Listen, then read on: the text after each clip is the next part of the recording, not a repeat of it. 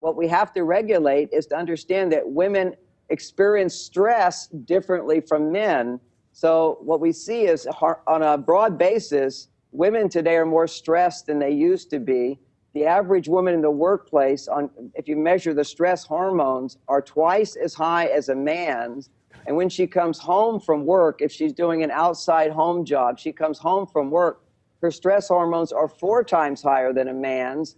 If these are averages, of course, John, if she's married or not. John, I'm curious, in doing your research for your book, Men Are From Mars, Women Are From Venus, if you found the flip to happen to be true in certain specific couples, because it can't always be the same for everybody. There has to be exceptions to the rules. Certainly, there's a variety of differences. Even right in the beginning of Men Are From Mars, I point out that generally, in my experience, is about 80% of the couples and the actually hundreds of thousands of people that I've actually surveyed will tend to respond with the same answers to questions. In Work With Me, a recent book I wrote, which is a survey of 100,000 men and women, you come across the same things I found in counseling, even in the workplace. Women's complaints are often 80–90% of women will say that men don't listen, and men will say, what? And women, 50% of women in the workplace will feel they're not being valued and appreciated. And yet men will go, but I do value and appreciate the women. So there's like a blind spot. And I think that conditioning is very important. And the workplace, to a great extent, is conditioning women to think like men.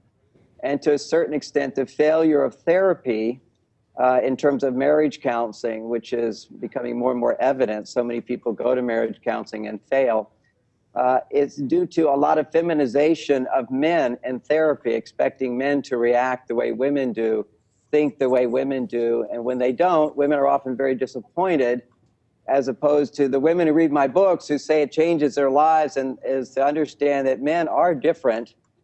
We've been cultured differently. I believe culture has a huge impact, but I think it's been designed for thousands of years. It's adapted to help men be the best they can be, to help women be the best they can be. So we had very separate roles that fit our basic hormonal balance and so forth. We adapted in ways, cultures adapted, and today we're experiencing a tremendous tension and frustration because the culture is not supporting this new growth, this new shift in consciousness, like the Dalai Lama is saying that, you know, a woman being the head of their religion. Well, that leadership role in the past, women were not thought women couldn't do that. But I think women today have expanded their consciousness to become more whole, just as men are becoming more whole, wanting to be providers and also homemakers, wanting to be with their children more. So we're becoming more whole within ourselves.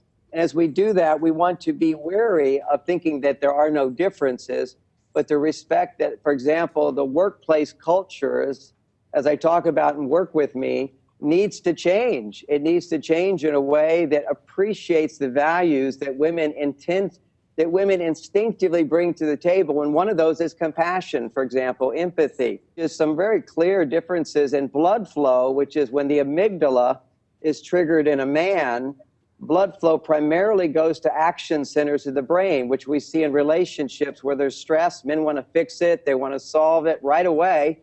Women have a greater tendency to want to discuss it and listen and be heard and to listen to the man.